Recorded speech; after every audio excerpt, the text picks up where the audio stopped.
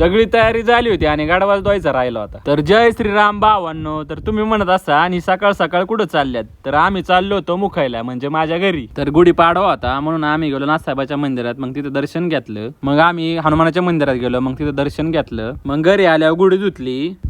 मग तिला टेरेसवर नेल्यावर अण्णांनी गंधन पुष्पम समर्पयामी केलं. मग बाबांनी डोकं चालवलं आणि तिकडून लिंबाचा ढगाळा आणला. मग ते गुढीला बांधला. मग तेवढ्यात लक्षात आलं आणि गाडवाच राहिलाय. मग गाडवा धुतला. मग गाडव्या अण्णांनी स्वस्तिक काढलं. मग नंतर सगळं झाल्यावर मग गाठी बांधली. मग नंतर गुढी उभारली आणि मग तिला बांधून घेतली. मग गुढीला लिंबाच्या पानाचा आणि गुळाचा प्रसाद ठेवला. आणि गुढी तर बघा कसली भारी दिसती. मग आम्ही सगळे गुढीच्या पाया पडलो. मग बाबांनी आम्हाला प्रसाद दिला. आणि कुणाला पोळीवर तूप टाकून खायला आवडतं त्यांनी कमेंट मध्ये सांगा.